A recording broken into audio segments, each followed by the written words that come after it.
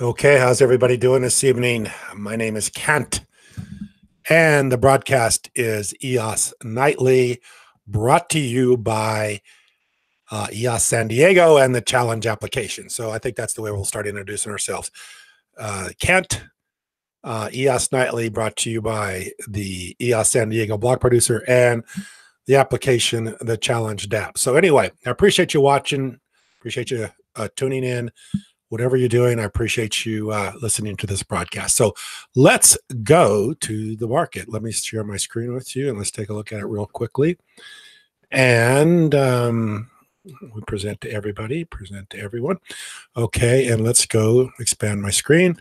And let's go to CoinGecko, my favorite place to look at coins.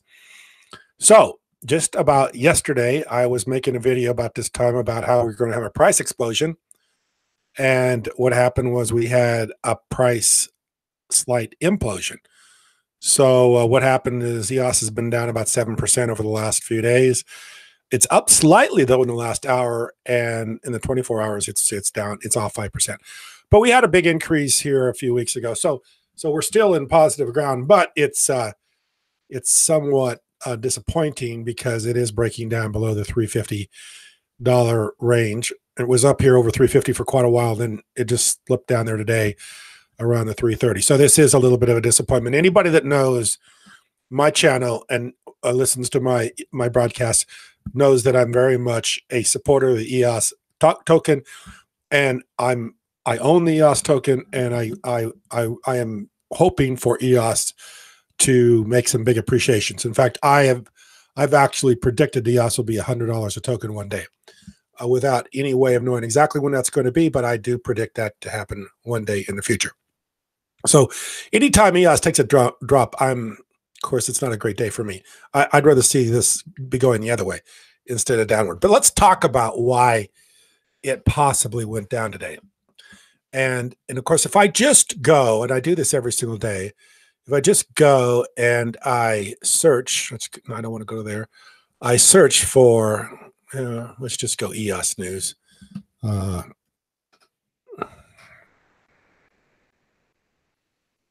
I do this every single day. I search for EOS News. Is that where we're at? Nope, someplace else. EOS News. And I just do it on Google. Here we are, EOS News. And usually what I like to do, since I look at it every day, I try to look at the results for the last 24 hours. And if I scan this real quickly, I don't really see much is going on with EOS. So really nothing significant is happening with EOS per se. So it's not really what is going on with EOS is why EOS dropped 7% in the last 7 days. If that's what it is. Here, let's take a look. Yeah, if EOS drops 6%, 7% in the last 7 days, not really anything that has to do with EOS. Unfortunately, this market all gets lumped together. So if the big coins go down, Bitcoin, Ethereum, and those kind of coins go down, it definitely affects EOS. And it will until EOS decides or is able to kind of cut its own path. Right now, these other coins affect the market so much. Not only EOS, they affect all the coins. So everybody kind of looks at this whole cryptocurrency market is one big market. And I think that will start to change here in the very near future. People will start looking at these as individual tokens, trading individually and not lump the whole market together. But if I just try to figure out what happened today to cause the market to go down, I tend to believe it had to do with this article right here, which is Coinbase. And I'm going to read it to you because I think this is a good article to read. Coinbase providers were selling client data to outside sources, says sales director explains why XRP. And of course, if I always look at the dates, this was March 4th, 2019, published about 9 hours ago. So this is really recent news. And actually, it hasn't even turned over to March 4th here where I'm at. We're still on March 3rd, but we're pretty late in the evening. But anyway, most people in the United States are familiar with Coinbase because this was generally the easiest way to buy crypto. Coinbase is a big exchange. I believe they're out of San Francisco. I'm not sure. I think they are. But you could link up your fiat currency account, your Wells Fargo, Bank of America, whatever account you have. You could link it to Coinbase, and you could buy cryptocurrency, and then you could convert to Bitcoin to anything else you wanted to convert it to. So you could put it, take your Wells Fargo money, put it on Coinbase, and then you could turn around and buy a Bitcoin, I think Ethereum, and now say XRP. So it was an easy way to get into the crypto market, whereas EOS was a little bit harder because EOS originally you could not buy it within the United States. It was they would look at your IP address, realize you were in the United States, and you couldn't. They would lock you out. So this has been the easy way for people to enter the cryptocurrency world is through Coinbase. But anyway, I want to read this because I think this is kind of funny. Some of the stuff is kind of funny. Coinbase, here, I'm going to start reading right here. I'll start reading right there. Coinbase is one of the leading cryptocurrency exchanges in the United States. It's currently one of the hot topics in the cryptocurrency space. With all the controversy around the platform, Neutrino acquisition and XRP listing, and the latest revelations made by the director of Institute Sales, Christine Sandler, has added more drive to the delete Coinbase movement, kind of like delete Facebook movement, delete Coinbase movement. In an exclusive interview with, and I don't know why they put this name in here. Maybe somebody else can figure this out in a comment, but I don't know what they're talking about. In an exclusive interview with Cheddar. Who's Cheddar? I mean, this is somebody else. Or maybe they had an interview with Cheddar. I don't know who Cheddar is. But anyway, Sandler spoke about the platform's decision to list XRP, the third largest cryptocurrency. And of course, I think XRP probably over the last 6 months or so has probably been one of the cryptocurrencies that has had the most appreciation.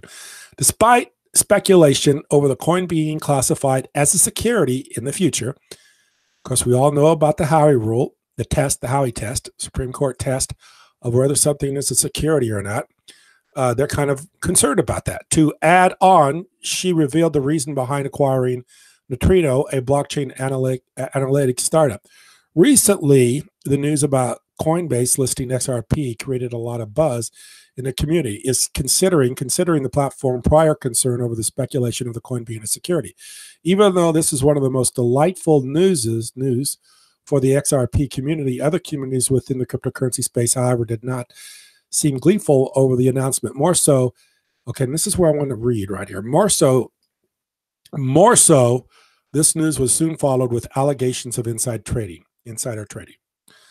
Okay, so an exchange, insider trading. If you've been watching my last few videos, I've been kind of alluding to some of that here on this channel. So anyway, on the other, and I want to read this closely because this is really funny. On the reason listed, on the reason behind listing XRP, Sandler stated that there was ground set of interest. There was ground set of interest in adding the third largest cryptocurrency to the platform. She said, I want to read this because I think this is a very funny quote here by her. And if people listen to my channel, they probably know I'm not the most technical person when it comes to speaking. Sometimes I say things and it's not the most precise thing. It's not worded the most precisely. So I'm not the most precise person in the world. So far be it from me to criticize anybody else. But I think this is hysterical. Because if you hear what she says, it's really funny. I think there was some speculation that the asset would be classified as a security or not. So she doesn't even say it's either a security or not a security, but the way they wrote it or the way she said it, classified as a security or not. I love the or not because it just qualifies everything. No matter what she says, then she just says just the opposite when she says or not. We're not security lawyers. We felt that there was some speculation the asset would be classified as a security or not. So here again, she just qualified what she just said. She said something and then just said the exact opposite. We felt that there were more compelling arguments on either side to deem it a security or not. So this is a very double speak or not. So security or not. So with people that are giving public information as she's doing, I can understand why the market's going down. Okay, this was followed with the direct stating that despite all the speculations that they are XRP, much to the excitement of our client base, she further added that the platform has infrastructure in place if the coin were to be classified as a security in the future. Sandler said, okay, and she goes on here a little bit more, but where is it that I want to read? I want to read down here a little bit further because they've acquired this Neutrino, and these guys were actually they were formerly part of a hacking team, selling surveillance tools to government well known for human rights abuses, including and not limited to of torturing. So they acquired this group, and this group was formerly part of a hacking team. But this is the reason why they acquired the group, and this is why I think something happened with the market today. Because however this was followed, I'm reading right here, however this was followed with Sandler's revealing the shocking reason as to why they had acquired the firm. She said, okay, and this is what we want to read. And like I say, with people making public comments like this, you can understand why people worry about the cryptocurrency custody or the exchanges. Moreover, and I'm reading right here, moreover, it was really important for us to migrate our way from current providers. Our current providers were actually selling our client data to outside sources, and it was really compelling for us to kind of get control over that and have proprietary technology that could leverage on to keep the data safe and protect our clients. So they're basically saying that the information that they had on clients was being given over to other people, third party. So I think that that's negative for the cryptocurrencies, and I believe that was one of the reasons why the cryptos went down today. Just as when something good happens, and they will go up together, they also go down together. And when you have somebody like Christine Sandler giving out information, I can understand why this happened the way it happened. So anyway, that's why I think the market went down. If you want to know my opinion, that's why I think the market went down, because of this article. And I think that drove the market down. I think it drove EOS down. And I think that's what's going on. It has nothing to do with EOS. It has nothing to do with anything else. It just has to do with some negative information that Coinbase put out today. So that's why the market went down, in my opinion. So the other thing I want to cover tonight is I want to cover, and let's just go to EOS Web, because I like EOS Web. I think it's done by Crypto Alliance. In fact, Crypto Alliance had another Explorer out, and I don't know, I like that one too, but this one's okay. And I want to look at the block producers because there have been some movements. And actually, let me go to the first set of block producers, way back up at the top. Let me see if I can find the very top block producers here. Well, actually, before I get there, let's just go where I was going to go to begin with. Let's go to this. Let's go to EOS San Diego. Of course, we are EOS San Diego, and we're moved up quite a bit. So we're at number 109. I think last week we were like 120, 119, 120. So we've moved up almost 10 spots. So anybody that helped us, please, I appreciate it. Thank you very much. It's been so helpful that with this past week we've moved up 10 spots. And so if you voted for us or you've helped us to move up 10 spots, we really, really, really appreciate it. And I want to make mention of that because, like I said, and actually right there now we jumped up to 102. So we're kind of in the 101, 102, 105, 109 range here right now, 109 to 102. So if you're voting for us and you're getting us up to where we want to be, which so we're trying to get in the top 80, thank you very much. And we've moved up significantly, and I appreciate that. So I want to make mention of that. But I want to go back to the original first bunch of block producers. Yes, right here. Because I want to talk about EOS, LAO, EOS Lao, Mecom, these block producers right here. Because I've been talking to these block producers, and they're actually going to come on my channel. Hopefully they're going to come on my channel. We've just been trying to work out the details as far as when they can come on. But I've been talking to them, and they do want to come on EOS San Diego, and they do want to talk to the community. So we're just trying to figure out quite how to do that, because I got to find the right person to talk to, since we speak English, they speak Chinese.